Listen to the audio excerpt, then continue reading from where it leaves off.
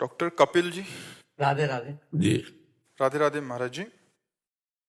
महाराज जी, राधा रानी की कृपा से आए परिवार, दोस्त, सहकर्मी सब कुछ बहुत अच्छे हैं।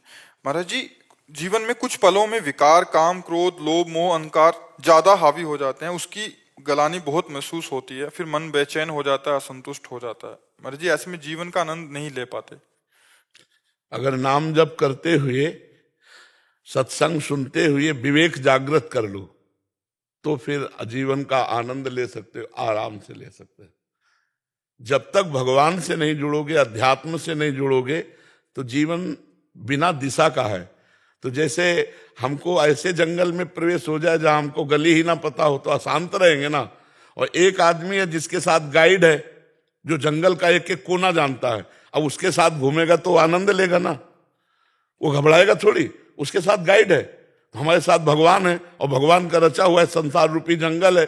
मैं नाम जप करता हूं, नाम जप के प्रभाव से मैं काम क्रोध आदि का सदुपयोग करता हूं। इनका दुरुपयोग और सदुपयोग है। जैसे आप संतान उत्पत्ति के लिए अपनी पत्नी से काम का प्रयोग करते हैं, ये सदुपयोग है काम का। और इसी काम का दूसरे माता बहनों के साथ गलत संबंध बनाते हैं, ये दुरुपयोग है। इससे तुम्हारी दुर्गति होगी, बुद्धि भ्रष्ट होगी। क्रोध आया, क्रोध का भी सदुपयोग है। गुरु अपने शिष्य पर, पिता अपने बच्चों पर अधिकारानुसार क्रोध का नाटक करने से उनकी उन्नति होती है। जैसे देखो, अगर तुमने पढ़ाई नहीं की और ये काम जो आज दिया कल नहीं सुना, वो 2 चपत के भय से हम लोग याद करके ले जाते थे टीचर को सुनाने, तो हमारी बुद्धि बढ़ती थी। भय जो क्रोधयुक्त होकर के टीचर ने या पिता माता ने, तो गलत से डर लगता था। तो क्रोध का सदुपयोग, जैसे आप ऑफिसर हैं, किसी पद में हैं, अपने अनुयायियों से आपको ठीक काम करवाना है, तो क्रोध नहीं है पर क्रोध का नाटक करना चाहिए, आपको ऐसा करना पड़ेगा। अब वो भयवश हमारे कार्य को पूरा करेगा, क्योंकि सरकार का भारतीय कार्य कोई कहीं भी हो, चाहे मास्टर हो, डॉक्टर हो, कोई कहीं भी हो, कार्यरत है, उसके अनुयायी हैं, तो उसको क्रोध। हम हर चीज का सदुपयोग करें।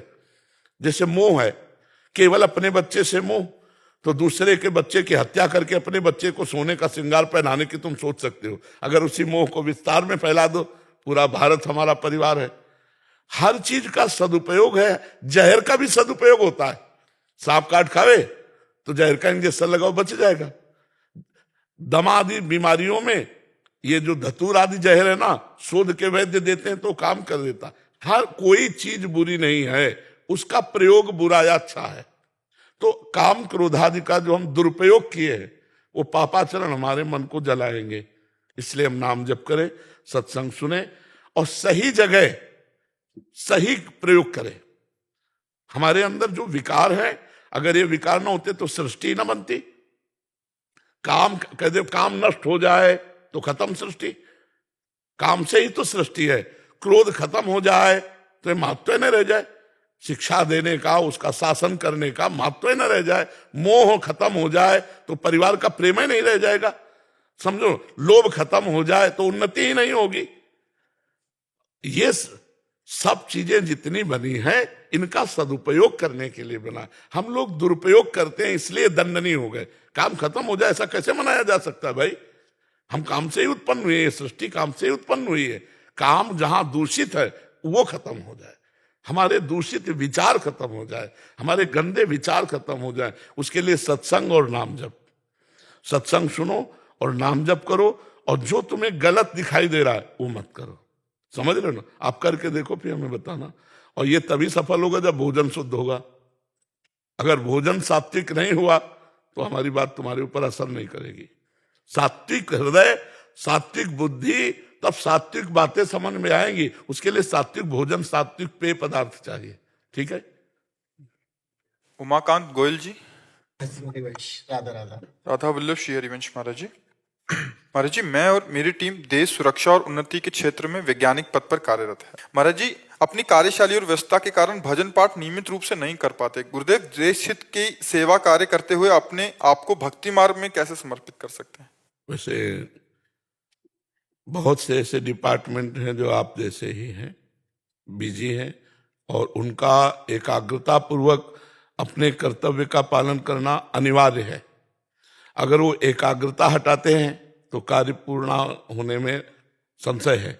एकाग्रता करते हैं तो भगवान का चिंतन नहीं हो सकता, भजन नहीं हो सकता।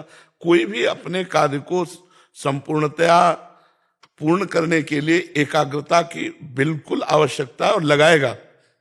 दो जगह एकाग्रता लगती नहीं है। यह जो एक मन बहुत ठोर कर कहीं कोने सच पायो, एकाग्रता तभी सफल होती है जब लक्ष्य पर ध्यान हो हमारा। जैसे अर्जुन धनुर्वेद विद्या का सबसे बड़ा विद्वान होने का आशीर्वाद जो उनको प्राप्त हुआ द्रोणाचार्य जी से, उसका कारण वो लक्ष्य पर ध्यान रखते थे। जैसे एक चिड़िया टांगी और कहा इसकी आंख पे निशाना लगाना है, सबसे पूछा क्या दिखाई देता है, कोई कहता डाल, फिर उसमें चिड़िया, फिर अर्जुन से उनका केवल आंख और एकाग्रता, लक्ष्य पर एकाग्रता। तो अब हमारे मानव जीवन का लक्ष्य भगवत प्राप्ति, ये भारतीय सेवा हमारा कर्तव्य है और लक्ष्य है भगवत प्राप्ति। अब ये कर्तव्य रूपी पूजा करते हुए हमें भगवान की प्राप्ति हो जाए, इसके लिए हमको नाम जप साथ में रखना होगा और कर्म समर्पण योग करना होगा। दो बातें समर्पण, जैसे आप 4 घंटे एकाग्रता पूर्वक किसी कार्य में लगे जिसमें आपको एक बार भी भगवान की याद नहीं आई, लेकिन उस 4 घंटे की हुई सेवा को बाद में हाथ जोड़कर, हे प्रभु 4 घंटे से जो मैं सेवा कर रहा था, कार्य कर रहा था, वो आपकी ही सृष्टि का कार्य है और मेरा कर्तव्य, मेरी ड्यूटी है, इसलिए इस 4 घंटे को मैं आपको समर्पित करता हूं। इसे कहते हैं कर्म समर्पण योग। और जब आपको याद आया तब राधा राधा राधा राधा राम राम हरि कृष्ण जो नाम, इसी से भगवत प्राप्ति हो जाएगी। सावधानी ये रखनी है कि शराब नहीं पीना, मांस नहीं खाना, पराई माता बहनों के साथ व्यभिचार नहीं करना। ये 3 बातें हमारी पकड़ लो। 2 बातें नाम जप और कर्म समर्पण योग, 3 बातें परहेज की, पक्का भगवत प्राप्ति हो जाएगी। इस बात को आप समझ लें। और ये आप जैसे बहुत से कर्मनिष्ठ हैं, जैसे हमारे भारतीय सैनिक हैं, कई एजेंसियां हैं, कई ऐसे कार्य प्रणालियां हैं जिनमें बहुत एकाग्रता की आवश्यकता होती है, और वो ऑफिस जाएंगे, एकाग्रता पूर्वक कार्य करेंगे, तभी हमारे भारत की सेवा होगी। तो इसे पूजा मानी जाए, अपने कर्तव्य कर्म को पूजा मानी जाए, और वो पूजा भगवान को समर्पित की जाए। प्रति घंटे के अनुसार से या 6 घंटे 8 घंटे ऐसे अनुसार से समर्पित की जाए, उसे कर्म समर्पण योग कहते हैं। इससे भगवत प्राप्ति होती है। और जब आपको समय मिले, याद आ गया, तो राधा राधा राधा राधा राधा, फिर कार्य में लगे। फिर समय मिला 1 सेकंड के लिए, राधा, फिर कार्य में लगे। वो अंदर का सुमिरन होता है, निश्चित इससे भगवत प्राप्ति हो। 3 परहेज, पराई माता बहनों की तरफ गंदी दृष्टि नहीं, भोग दृष्टि नहीं, मांस नहीं खाना, मदिरा नहीं पीना, बस जो कर रहे हो उसी से भगवत प्राप्ति हो जाएगी। मान लीजिए, हमारी बात मानने पर ही तो होगा ना। सदगुरु वैद्य वचन विश्वासा और संयम या न विषय के आशा। संयम बता दिया, परहेज 3 ये नहीं करना, और ये 2 करना, इसी से भगवत प्राप्ति हो जाएगी। और आप जैसा प्रश्न हजारों का होगा, क्योंकि वो अलग अलग डिपार्टमेंट में सब एकाग्रता पूर्वक काम करना ही होता है। धीरेन्द्र श्रीवास्तव जी, लखनऊ से। महाराज जी, आपके चरणों में कोटि कोटि प्रणाम। महाराज जी, मैं पिछले 1 वर्ष से सोशल मीडिया से आपसे जुड़ा हूं, आपकी शिक्षाओं को अपने जीवन में उतारने का प्रयासरत हूं। महाराज जी, मेरी जिज्ञासा है कि हम प्रतिकूल परिस्थिति को कब भगवान का कल्याणकारी विधान समझकर स्वीकार कर लें तथा उसमें राजी हो जाएं, और कब प्रतिकूल परिस्थिति से बाहर निकलने के लिए अपने पुरुषार्थ का प्रयोग करें। इसका निर्णय किस प्रकार होता है? उस समय भगवान आपको प्रेरित करेंगे। यदि आप भगवान के आश्रित हो तो आपकी बुद्धि में प्रेरित करें कि इस तरह से प्रतिकूलता हटा दी जाए। जब हम आश्रित हैं तो हम भगवान का ही उस समय चिंतन करें कि प्रभु आप ही मुझे मार्ग बताइए। तो जो अंदर प्रेरणा होगी वो भगवान के द्वारा होगी। अगर हम स्वयं निर्णायक बनते हैं तो हमारा अहंकार पुष्ट हो जाएगा, फिर हम ये नहीं देख पाएंगे कि भगवान की कृपा से प्रतिकूलता आई है। फिर हम जब अहम से किसी भी प्रतिकूलता पर विजय प्राप्त कर गए तो फिर अहम हमें दुख देगा। एक में हर्ष होगा, आगे चलकर दुख होगा। हम ऐसे हैं, आप निकाल लो या आप भोगा लो, आपके ऊपर है प्रभु, मैं आपकी शरण में हूँ, आप जैसा चाहो। तो मार्ग दे देते हैं, अंदर मार्ग देते हैं। इसका निकलने का बाहर प्रतिकूलता का मार्ग नहीं है। भगवान ने उद्धव जी से कहा, तुम्हें कोई पकड़ कर पीट दे, तुम्हारे ऊपर थूक दे, तुम्हें बंधन प्रदान करे। तो हे उद्धव, किसी बाहरी उपाय से नहीं, विवेक के द्वारा, आत्मभाव से अपने आप को बचा लो। समझ पा रहे हो? मैं शरीर नहीं हूं।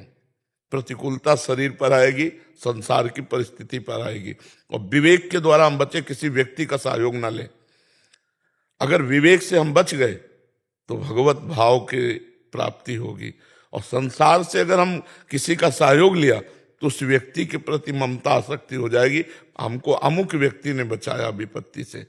अगर कभी ऐसा होता है किसी व्यक्ति ने मुझे बचा लिया, कोई विपत्ति आ रही, तो हम ये समझेंगे मेरे भगवान ने बचाया। जैसे एक बार महोबा भ्रमण करते हुए गए, वहां से हमको काशी जाना था, तो किसी श्रद्धालु ने 3 स्टेशन की टिकट, अब हमें तो ज्ञान नहीं था ना, और उन्होंने उस डिब्बे में बैठाल दिया है, हाँ उसमें बैठाल दिया। तो 10वें स्टेशन निकल गए, तब टीटी अपने बैच सहित आए, जो बैच आता है पकड़ने वाला। तो उस समय हम सन्यासी वेश में थे, कहे टिकट दिखाओ, हमारे पास तो इतनी बड़ी थी, दिखा दिया। तो उनका ये तो साधारण टिकट है, और ये कितने स्टेशन निकल गए, तुम कहाँ जा रहे हो? उनका काशी। बोले पूरी टिकट भी नहीं हो, साधारण हो, आप बैठे। तो हमका हमको इसका कोई ज्ञान नहीं। तो वो अशुद्ध शब्द बोलने लगे, क्योंकि कोई कोई होते हैं जो पद में होते हैं और संतों का मान करे, नहीं तो प्राय, और उस समय हमारी नई अवस्था थी, तो और भी उनको संशय हुआ होगा जैसा, क्योंकि शरीर भी था, अवस्था भी थी नहीं, तो कटु वचन बोलने लगे। इतने में एक आदमी ऊपर पड़ा था, उतरा, अंग्रेजी से उनसे बात किया, इतनी बड़ी टिकट कागज की दी हमें। बोले बैठ जाओ। उनसे कहा आप जाइए। कौन था ये? भगवान। मेरे लिए तो भगवान थे ना, क्योंकि ना मेरा परिचय है, और ना मैंने कहा, और ना मैंने इच्छा की। अब हम तो देख रहे थे आगे क्या होगा, कुछ नहीं हुआ, वहीं बैठा दिए, टिकट दे दी, वो चले गए। भरोसा यदि भगवान का है तो भारी से भारी विपत्ति में भी, गिरिराज जी की परिक्रमा लगा करके रात्रि के 2 बजे कार से वापस आ रहे थे। उस समय मतलब हमें लगता है 10-12 वर्ष पहले अपने कोई व्यवस्था नहीं थी, कार किराए की ली गई थी, मुरारी भी साथ थे, और वो ड्राइवर सो गया, और वो गाड़ी ऐसे, वो क्या कहते हैं, डिवाइडर, उस पे ऐसे राधे श्याम, गाड़ी बंद, ऐसे खड़ी। ड्राइवर उतना उनका, माफ कर दो, पहली बार सो गया, पहली बार गलती हो गई, लेकिन गाड़ी बंद किसने की? तुमको आपने नहीं की? बोले नहीं, गाड़ी बंद हो गई, और पीछे कोई गाड़ी आई नहीं। नहीं तो हाईवे पे तो गाड़ी रफ्तार से चलती, पीछे कोई गाड़ी आई नहीं, वो गाड़ी बंद हो गई, जहां थी वही ठप हो गई। कर तुम अकर तुम अन्यथा कर तुम ईश्वरा, राधे श्याम, हम आपकी शरण में है प्रभु।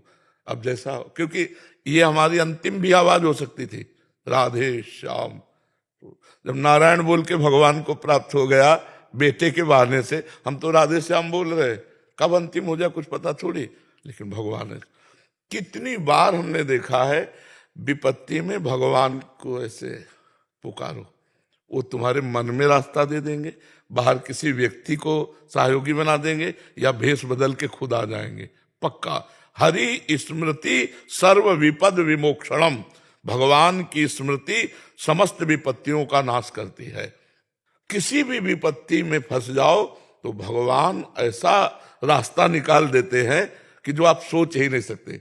कल हम सत्संग में कहा, एक कबूतर डाल पे बैठा, आनंद से बैठा था, इतने ऊपर से बाज पक्षी मड़राने लगा, उसकी दृष्टि कबूतर पर पूरी थी। कबूतर ने दृष्टि में देखा, क्योंकि कबूतर बहुत कोमल और बाज बहुत शिकारी पक्षी है, वो उसके पंजे की पकड़ ऐसी, जो अगर पंजे पे आ गया तो बच पाना मुश्किल, कोई भी हो, चाहे वो जो पशु पक्षी हो। बाज ने पूरा लक्ष्य बना लिया कबूतर का।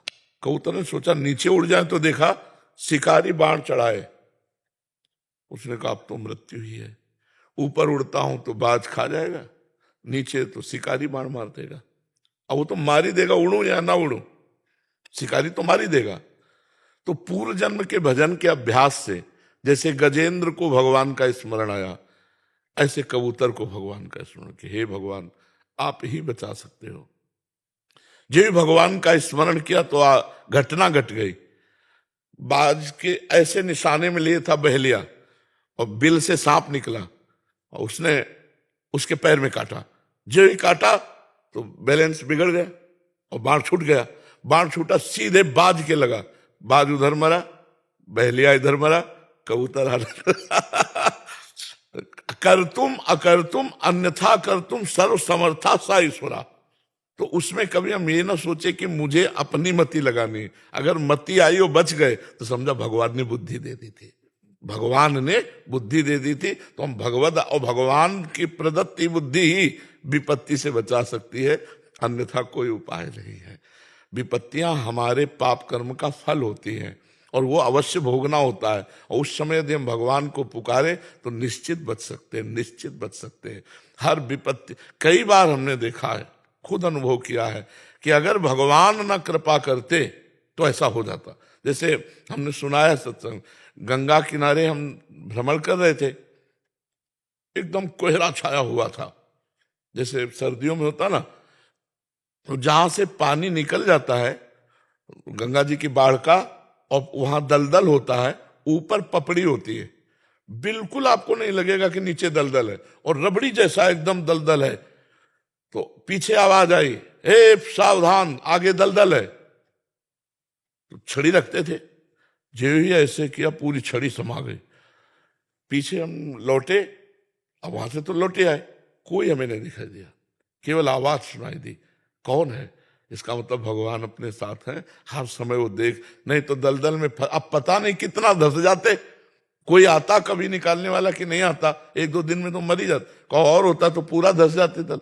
हर कदम संकट है, भगवान ही बचाने वाले हैं, भगवान ही। इसलिए हम सबसे कहते हैं मंगलमय भगवान हैं, उनका स्मरण करो, तुम्हारे पाप नष्ट हो जाएंगे, दुख नष्ट हो जाएंगे। इस जीवन में जो शरीर में लिख के आ गया है कि भाई इतना भोगना है, वो भी 100 का 10 भोगने को मिलेगा। हर कष्ट सहने की सामर्थ्य और हर कष्ट से निकलने की कला भगवान के आश्रय से आ जाती है। देखो संसार में सबको सुख दुख दोनों भोगने होते हैं, कोई ऐसा नहीं है जिसके जीवन में ना हो। अगर भगवान हमारे संबंध में है तो हमें सहयोग मिलेगा, हमें बचत मिलेगी, उतने प्रारब्ध नहीं भोगने पड़ेंगे। तो सबसे बड़े रिश्तेदार तो हमारे भगवान है और उन्हीं का सारा वैभव है। तो यद्यप कानून में हम गलत हो जाएंगे तो हमको दंड मिलेगा, गलती तो हुआ। मान लो इस जन्म में बाबा जी, किसी जन्म में कोई पाप बन गया, वो आके ऐसे माँ के गर्भ में हमें, जिसके यही रोग था पॉलिसिस्ट और वो वंशानुगत रोग, तो भगवान ने कृपा करी, देखो ये ऐसे चल रहा है। तो हम कहते हैं अपनी बुद्धि में भी यदि प्रेरित हो तो उसे भगवान के द्वारा प्रेरित समझो, अपनी बुद्धि के द्वारा बच्चे ऐसा न समझो। ठीक है ज्योति जी। श्री हरिवंश।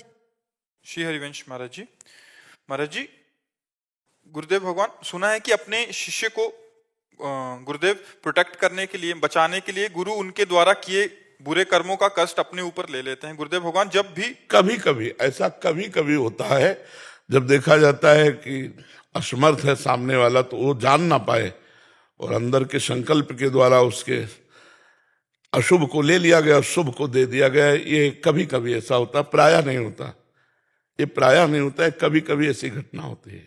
जी, ये कह रहे हैं कि जब भी आपकी तबीयत ठीक नहीं रहती, शारीरिक कष्ट होता है। नहीं तो हमारी तबीयत कोई अचानक वाली थोड़ी है, हमारी तो माँ के गर्भ से है, पॉलिसिस्ट किडनी ये माँ के गर्भ से है।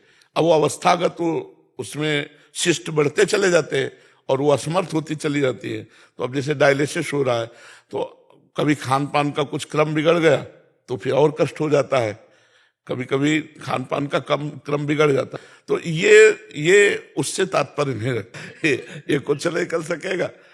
अब ये किडनी मान लो हम 55 के हैं, 60, 70, 75 में आदमी ढनक जाता है। तो ये अगर हमें 75 तक जाना है तो इस गाड़ी से भी हम पहुंच जाएंगे 75 तक, और नहीं जाना है ना तो नई किडनी लगा के भी हम फेल हो जाएंगे। तो हम अपने लक्ष्य को पकड़े कि इसे पकड़े, ये तो गया। गाड़ी जब घर में आ जाए और फिर आग लग जाए ना तो कोई परेशानी नहीं होती, हम घर आ चुके हैं। हमारी गाड़ी में आग लग गई, अब हमें कोई परेशानी नहीं है।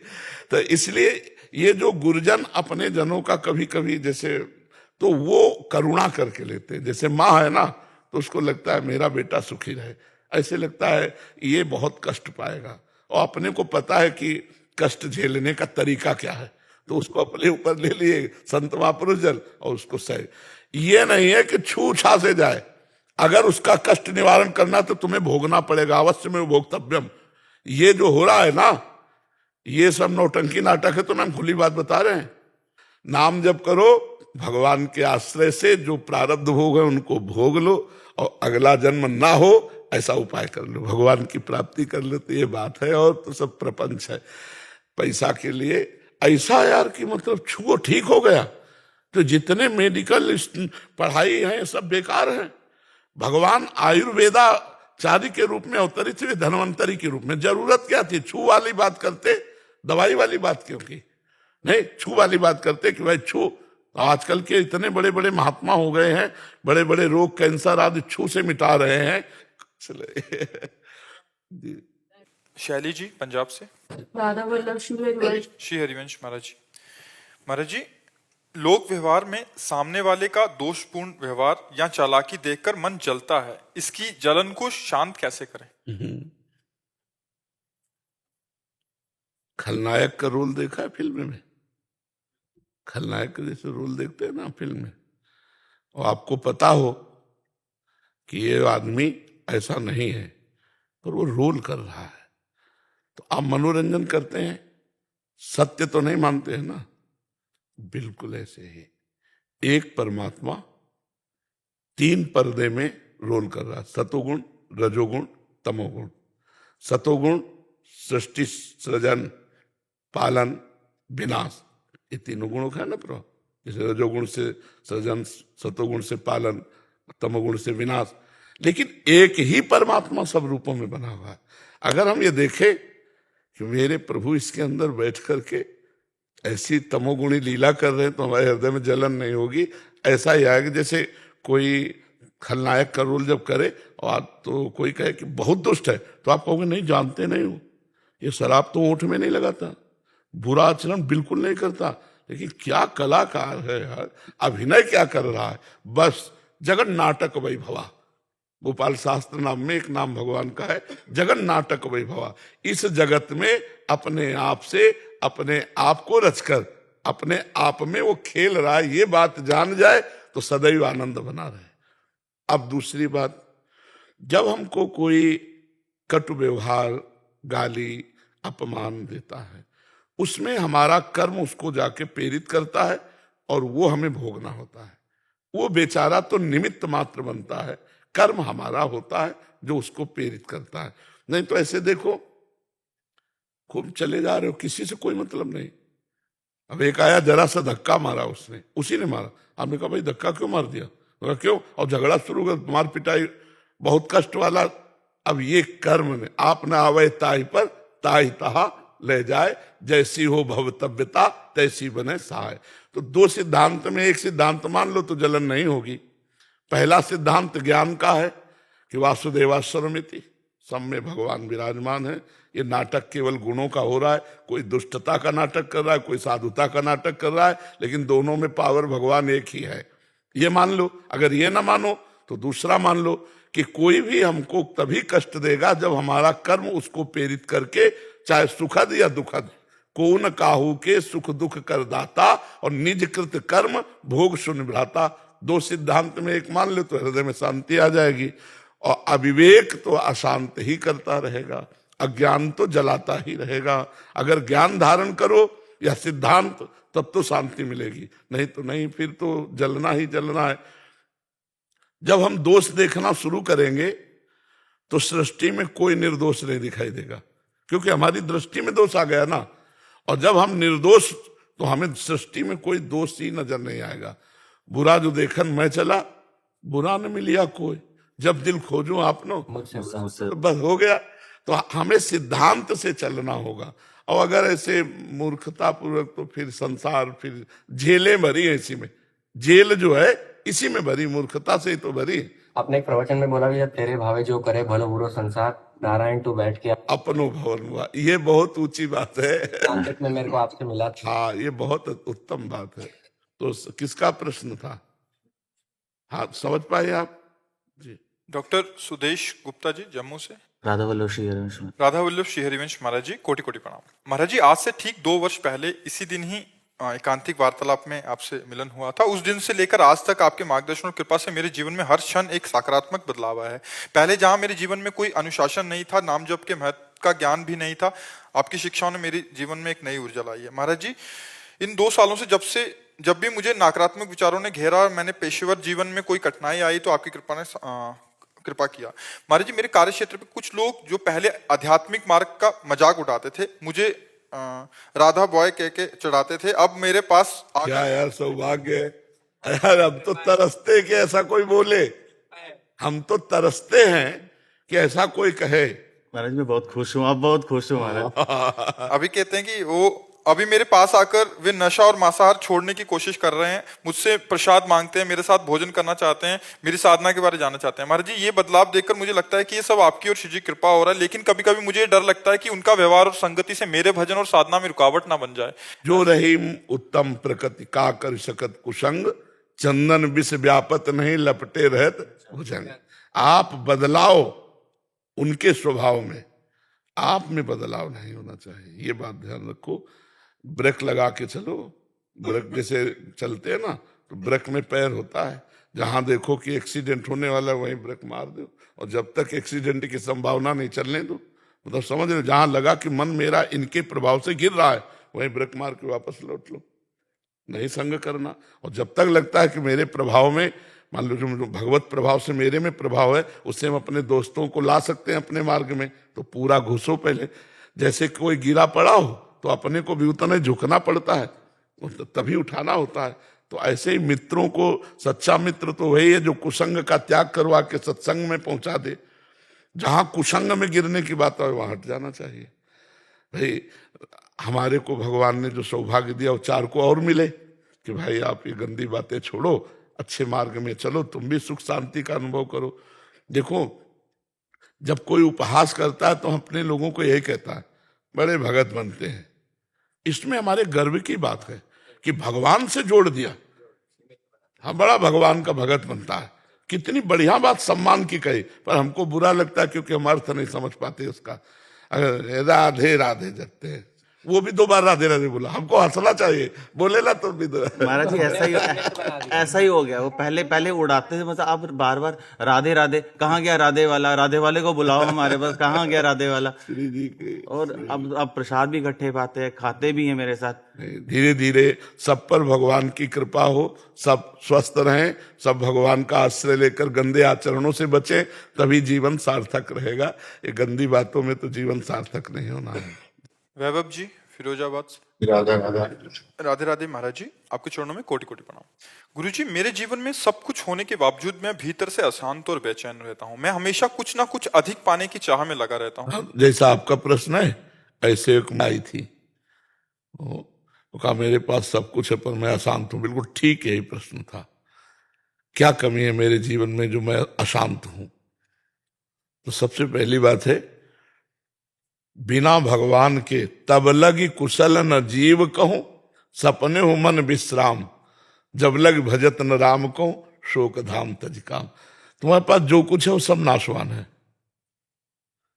अगर शरीर छूटे तो क्या जाएगा तुम्हारे साथ? हमें बराबर में लगा के बताओ कि बराबर, तो आप यही शब्द निकलेगा ना, कुछ नहीं जाएगा, इसीलिए अशांत है मन। दूसरी बात, तुम जिन भोगों को सुख मान रहे हो, सच्ची मानो मन नहीं चाह रहा हो, वो लग जरूर है, ढूंढ, दिशा गलत है उसकी, लेकिन आप देखो हर भोग भोगने के बाद लगता है यार वो जो हमने चिंतन किया था कि मैं कृतकृत्य हो जाऊंगा, सुखी हो जाऊंगा, वो नहीं हुआ यार। शायद उसमें हो, पूरा जीवन व्यतीत हो जाता है, लेकिन मन कहीं टिका नहीं। इसका मतलब वो जो चाह रहा है वो मिला नहीं। और यदि भगवान में लगा दो तो देखो केवट क्या कह रहा है, अब कछुनाथ न चाहिए मोरे, दीन दयाल अनुग्रह तोरे। अब नहीं चाहिए। जो चाह थी वो बड़ी जगह पहुंच गई, ठिकाने पे प्रभु के चरणारविंद मिल गए, अब नहीं चाहिए। हम सबसे बड़े बनने की चेष्टा करते हैं, चाहे जिस डिपार्टमेंट में हो। नहीं, सब लोग देख लो। क्यों? क्योंकि सबसे बड़े के बच्चे हैं, सबसे बड़े के बच्चे हैं ईश्वर का अंश, जीव अविनाशी, चेतन अमल, सहज सुख। सबसे बड़े के बच्चे हैं तो हम सबसे बड़े बनना चाहते हैं। तो अगर हम अपने पिता का स्मरण करें, जो वास्तविक मेरा पिता है, तो हमें शांति मिल जाए, तो हमें सुख मिल जाए, तो हम सबसे बड़े हो जाएंगे। जो प्रतिपल भगवान की कृपा मनाता रहता है, हर क्षण भगवान का नाम जप करता रहता है और आए हुए सुख दुख को समान भाव से भोग लेता है, उसको परम पद ऐसे प्राप्त होता है जैसे पिता की प्रॉपर्टी पर पुत्र का स्वयं अधिकार हो जाता है। हमारी ये आकांक्षा तब तक पूरी नहीं होगी जब तक भगवान नहीं मिलेंगे। बच्चा देखो, जवानी में मन में होता है कि अगर सुंदर दूल्हा मिल जाए या सुंदर दुल्हन मिल जाए, बस फिर अब नहीं, एक मकान बढ़िया हो जाए, अगर एक गाड़ी हो, ये बातें करोड़ों लोगों के पास होंगी। करोड़ों लोगों के पास जो अपनी कामना है, करोड़ों लोग इस पे हो, लेकिन उनकी कामना कुछ और है। और वो जो कामना कर रहे हैं वो हजारों के पास होगी, लेकिन उन हजारों में भी कामना है। यहां तक कि अगर ब्रह्मा का पद में मिल जाए तो भी कामना रहेगी। जब तक भगवान की प्राप्ति नहीं होगी तब तक ये रुकेगा नहीं मन। कहीं भी लगा के देख लो आप, कहीं भी लगा के देख लो, मन देखता है कि अगर ये व्यक्ति मिल जाए, ये वस्तु मिल जाए, ये स्थान मिल जाए, ये पद मिल जाए, तो मैं कृतकृत्य हो जाऊंगा। लेकिन वो है किसी के पास, लेकिन वो भी कृतकृत्य नहीं है, वो भी ऐसे तरस रहा है। तुम समझते हो कि इसमें सुख है और उसको भोगने वाला तीसरे को देख रहा है और तीसरा चौथे को देख रहा है। क्या है ये नौटंकी, क्या है माया की? आप देख लो, हम जो कह रहे हैं समझ पा रहे हो ना? ये नौटंकी माया की। जब तक भगवान का आश्रय नहीं लोगे तब तक तृप्त नहीं हो सकते, नहीं हो सकते। ये जो पापाचरण हो रहा है ना, ये इसी में हो रहा है।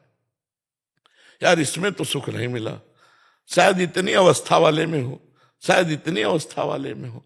ये मन खोज कर रहा है किसकी? परमात्मा आनंद की। दिशा कौन सी हो गई? जगत, भोग, कभी नहीं मिल सकता। एक बार एक राजा के महल का हार खो गया रानी का। उसने अपने नगर में घोषणा करा दी कि शाम तक अगर कोई हार रानी का लेके आएगा, वो बहुत, रानी ने कहा मुझे वही हार चाहिए, तो बोले मैं अपने समान सुख प्रदान करूंगा। जैसे मेरा राजमहल ऐसे उसके लिए राजमहल। उसे सारूप्य, सायुज्य मोक्ष कहते हैं, सायुज्य मोक्ष कहते हैं।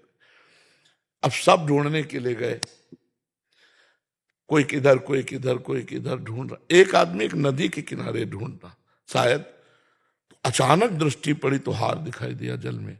वो कूद पड़ा, नीचे समेटा तो कीचड़ हाथ आया, फिर आया, हार तो यही था।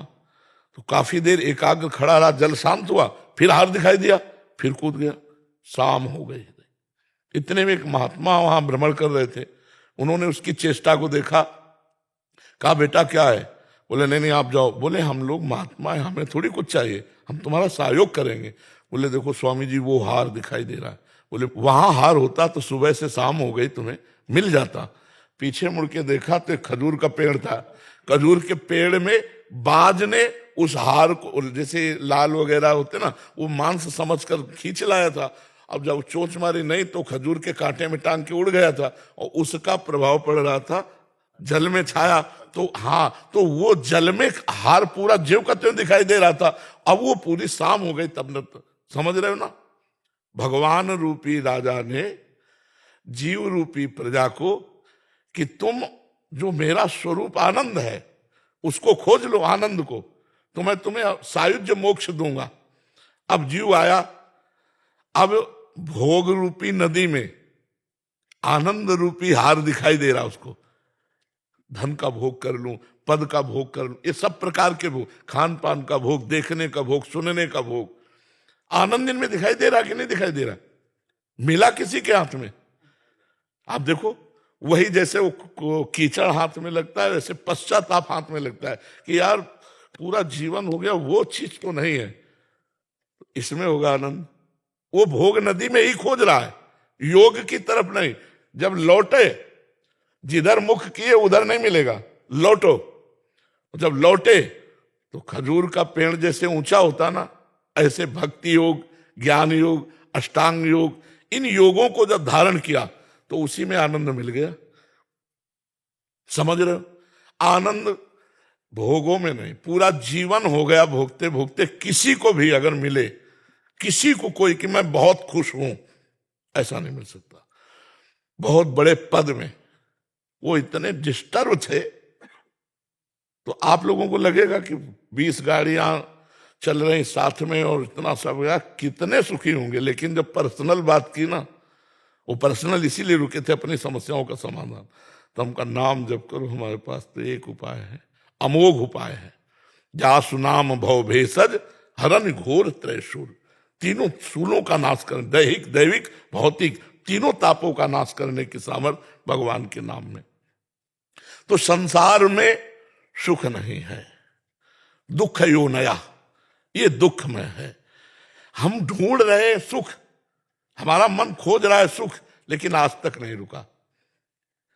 महाराज ययाति ने एक अनुभव अपना लिखा है कि एक भगवद विमुख पुरुष को संपूर्ण स्त्रियां, जौ, धान्य, वैभव, पद, प्रतिष्ठा मिल जाए तो भी वो तृप्त नहीं हो सकता। भगवद विमुख, अगर भगवत सन्मुख, वो अनुभव इसलिए कि अपने पुत्र की 1000 वर्ष जवानी खुद भोगी, तब उन्होंने लिखा। अपनी तो भोगी ही, अपने पुत्र की 1000 वर्ष जवानी लेकर के और उसको भोगा, तब उन्होंने लिखा कि इन भोगों में सुख नहीं है। आप लोग तो उसी गृहस्थी में हो, संसार में हो। अगर नाम जप करोगे तो इसी में सुख मिलने लगेगा। कैसे? जैसे ऐसे बर्फी खाओ, अलग बात है, और भगवान को जब भोग लगा दी गई, अरे तो चाहे जितने बड़े धनी हो, बट रहा होता है, ऐसे नहीं करोगे। और उसका एक अलौकिक स्वाद होता है। गांव में जब सत्यनारायण की कथा होती थी और थोड़ी पंजीरी और पंचामृत नहीं बैठता था, अलौकिक स्वाद। तो मतलब वही भोग भगवान को अर्पित करके नाम जप करते तो यहां भी आनंद और परलोक में भी आनंद। समझ रहे? किसका प्रश्न था? मन शांत होगा तभी, जब जहां सुख चाहिए वो सुख मिल जाए तब। जी साहिल जी दिल्ली से। हरिवंश जी महाराज जी, आपके चरणों में कोटि कोटि प्रणाम। गुरुदेव, पहले मैं बुरी संगत और गलत आचरण का हिस्सा था। हर जन्मदिन पर मांस और मदिरा का सेवन मेरी आदत बन चुकी थी, लेकिन इस बार आपका आशीर्वाद है कि मैं अपना जन्मदिन आपके चरणों में मना रहा हूँ। ऐसा पहली बार हुआ है। गुरुदेव, इस शरीर को जिम ट्रेनर की सेवा प्राप्त है। मैं आपके माध्यम से युवाओं को एक संदेश देना चाहता हूं कि आजकल जिम और फिटनेस का क्रेज बढ़ता जा रहा है। नए युवक जाते हैं जिम आदि में, लेकिन उनके साथ युवा कई ऐसी गलतियां कर रहे हैं जो उनके शरीर और मन दोनों को नुकसान पहुंचा रही है। मर्ज ये कहना चाह रहे हैं कि, तो ये कह रहे हैं कि स्टेरॉइड और बहुत सारी ऐसे इंजेक्शंस हैं जिससे जल्दी, तो इससे उनके मानसिक संतुलन बिगड़ता है। अभी तो दिख रहा है, बट बाद में बहुत ज्यादा और क्रोध और आक्रामकता उनमें बढ़ती जाती है। महाराज जी देखो, स्वाभाविक जो बल वृद्धि है, आपको बताएं, हम जब बचपन में थे तो हमारे बुजुर्ग ने हमको सिखाया था, बांध लंगोटा बचा के इंद्री, कभी न देखा पर नारी, और धर्म के टुकड़े खाकर भैया चढ़ी बदन पे तैयारी। बांध लंगोटा बचा के इंद्री, ब्रह्मचर्य। अगर आपको वास्तविक बलवान बनना है तो ब्रह्मचर्य और स्वाभाविक दंड बैठक और व्यायाम के द्वारा जो ताकत बढ़ती जाती है वो स्थायी होती है। गाय बांधो और गाय का शुद्ध दूध पियो और दंड बैठक मारो और लंगोटे के पक्के रहो, बलवान बन जाओगे। शरीर बना के दिखावा केवल कर सकते हो, तुम में ताकत नहीं होगी, आत्मबल नहीं होगा। पहले नहीं होता था, गांव में 10-20 पहलवान होते थे मठा पी के, नहीं। वैसे हम सबसे कहते हैं कि बाहरी चीजों से शरीर को फुलाना या बढ़ाना ये कोई पहलवानी नहीं है। अच्छा, खूब विचार करते हो, हस्त मैथुन करते हो, गंदी बातें करते हो, से थोड़ी हो जाएगा। ब्रह्मचर्य से रहो, नमक रोटी खाओ। और हम तुम देखा है ऐसा पहलवान, और ऐसे को गद्दा की तरह उठा के पटक दिया, क्योंकि ब्रह्मचारी है और नियम निष्ठ है। हम जानते थे वो सदुवई में था। अब तुम लोग तो नई अवस्था के हो, हरशंकर बाबा का नाम नहीं सुना होगा। अयोध्या के हरशंकर बाबा कोड़नी है हमारे जन्मभूमि के पास, तो वहां दंगल देखने गए थे जब बच्चा थे। तो जो ये हरशंकर बाबा गए तो ऊपर चद्दर ऐसे उड़े हुए थे।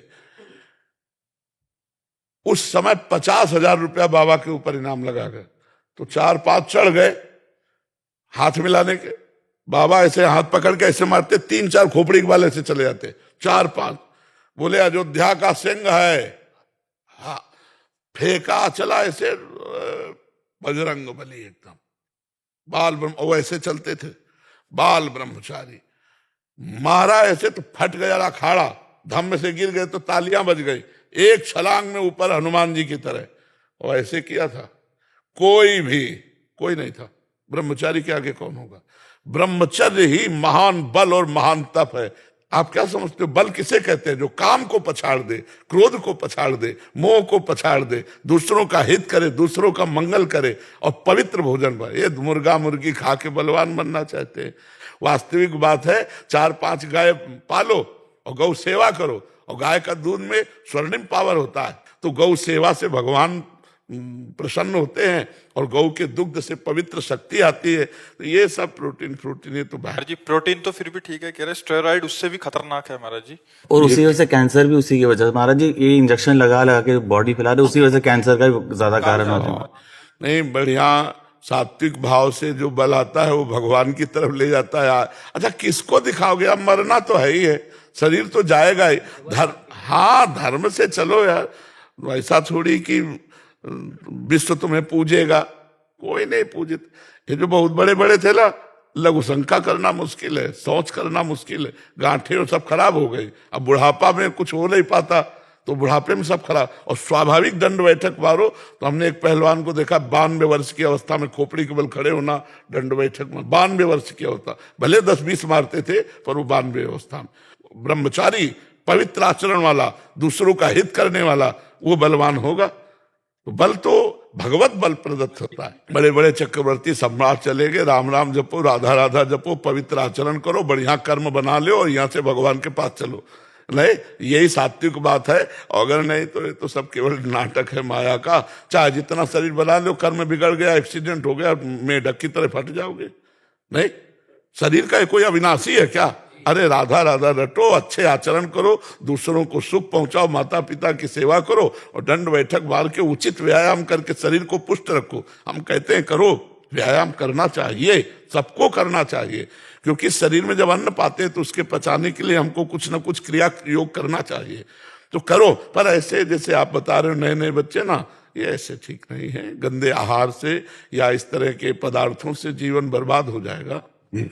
मेरा एक छोटा सा प्रश्न था महाराज जी।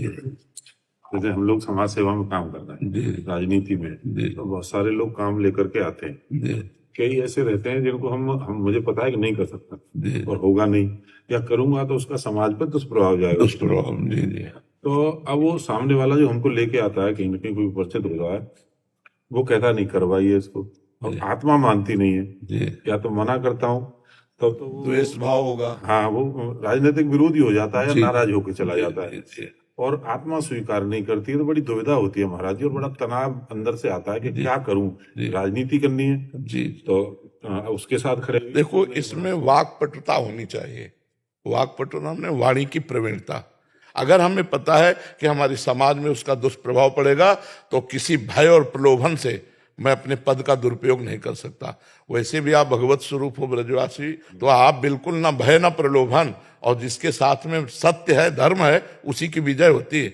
धर्म करोगे ना और सत्य से चलोगे ना, तो श्री कृष्ण तुम्हारे साथ है। यत्र योगेश्वरा कृष्णो यत्र पार्थो धनुर्धरा तत्र श्री विजयो भूतिर ध्रुवा नीतिर मतिर्मम, वहां विजय निश्चित होगी। आप बिल्कुल धर्म से चलिए। ऐसे अधर्म का साथ देने से 4 दिन तो चमक सकता है कोई, पर आगे नहीं। और धर्म से चलोगे तो 4 विरोधी हो सकते हैं, तो आगे बढ़ता चला जाएगा। हमारे देश की और भी सेवा है, केवल विधायक पद ही थोड़ी, आगे भी सेवाएं हैं। तो आप समर्थ होकर के बढ़िए, भगवान वो सेवाएं देते चले जाएंगे। आप बिल्कुल ना तो भयभीत होइए और ना प्रलोभन में आइए। 2 ही बातों से अधर्म होता है।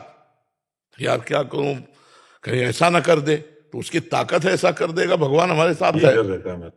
नहीं, डरना नहीं, इसीलिए हम कहा दो बातें, एक भय और एक प्रलोभन। प्रलोभन की, हाँ, तो दोनों से बचते रहोगे ना, भय और प्रलोभन से, तो श्री कृष्ण तुम्हारे साथ। सच्ची कहते हैं, छाती खोल के चलो और सीधे गोली मारे, अगर मिस ना हो जाए तो बताना, और अगर मरना है तो घर बैठे भोजन के कवल से मर जाओगे। दिल फेल हो गया, चला चल। तो ये भय तो छोड़ दो कि कोई तुम्हारा बाल बांका कर सकता है, बस प्रलोभन में फंसना नहीं, और सत्य और धर्म से चलो। आदमी को प्यार भरे शब्दों से टालते रहना चाहिए। जब ये पता है कि अगर ये कार्य करेंगे तो समाज को दुख पहुंचेगा, तो हम वो कार्य कदापि नहीं करेंगे।